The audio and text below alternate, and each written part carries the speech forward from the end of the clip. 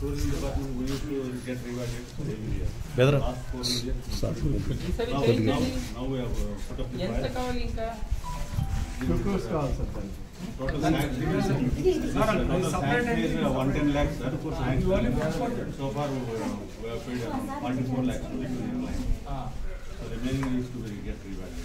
And you will go with the same tender, ante kada? The gentleman is getting showing election. Ala unnappudu close that work.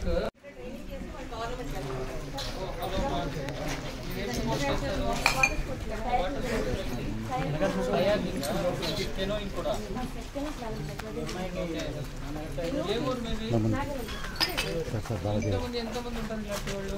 4 members sir.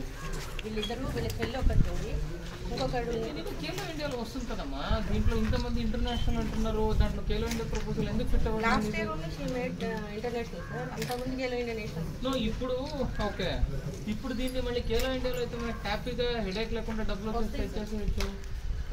ఒకసారి తీసుకెళ్ళడం జరిగింది sir sir దృష్టికి. So అదే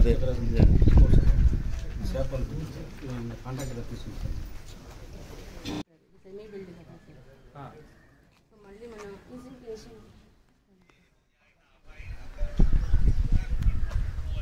ఎక్కడిది patient Thailand sir.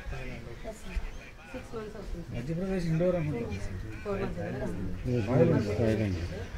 వాళ్ళ college వాళ్ళు కొంచెం sponsor చేస్తారు. కాలేజ్ వాళ్ళు సపోర్ట్ కూడా మన ఎక్స్ సార్ కొంచెం సపోర్ట్ చేశారు సార్. అదే ప్రైవేట్ వాళ్ళ నుంచి కొంచెం సపోర్ట్ తీసుకున్నాము. మీకు టోటల్ గవర్నమెంట్ నుంచి స్పాన్సర్షిప్ రాదా? ఇప్పుడు దీంట్లో వాట్ స్టాప్ ఖేలో ఇండియాలో అడుగుతాం. అది ఖేలో ఇండియాలో నాకు రమణ గారు చెప్పింది ఏంటి, ఎక్కువ మంది అథ్లీట్స్ స్పోర్ట్స్ పర్సన్స్ ఆ ఏరియాలో ఉండి పొటెన్షియల్ ఉంది అంటే ఈజీలీ శాంక్షన్ అవుతుంది అంటే.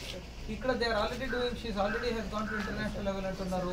అండ్ సమ్ ఆల్ సెడ్ అంటే ఇది ఆ ఏరియా కదా, దీస్ కిడ్స్ ఆర్ ఇన్బిల్ట్ ఉంటుంది, వాళ్ళకి ఆ స్కిల్ ఉంటుంది. వాళ్ళ కోసమే సార్ అసలు స్టార్టెడ్ ఇప్పుడు ఏమేమి అనుకున్నారు అక్కడ plan? Water sports water sports అంటే ఏంటి? ఇప్పుడు కయాకింగ్ కదా, మళ్ళీ ఇక్కడేమి అంటే ఇది it is only for administrative purpose. Administration and also protection of the boats and all components కావాలి. Okay sir. ఇప్పుడు this academy, this international kayaking academy ఉంది కదా మంది కెనోయింగ్ అసోసియేషన్ అని, ఇది రికగ్నైజ్డా? Yes sir.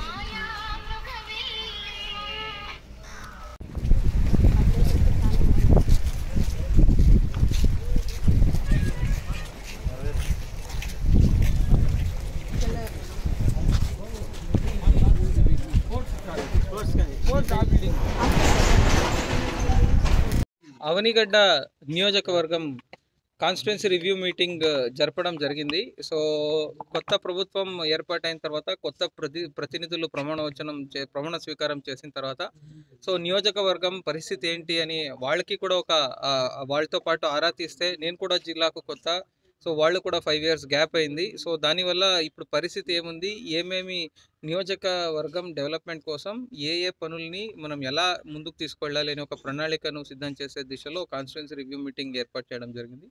సో దాంతోపాటు సో ఇప్పుడు నాగాయలంకలో సో ఎమ్మెల్యే గారు చాలా ఇంట్రెస్ట్ తీసుకొని వాటర్ స్పోర్ట్స్ కాంప్లెక్స్ ఏముంది అదొకటి, మళ్ళీ ఏపీటీడీసీ ఫుడ్ కోర్ట్ ఒకటి, సో ఇవన్నీ కూడా ఒకసారి ఇన్స్పెక్ట్ చేస్తే దాన్ని కూడా ముందుకు తీసుకునే దానికి వీలుంటుంది అని చెప్పారు కనుక ఇది కూడా ఇన్స్పెక్ట్ చేయడం జరిగింది.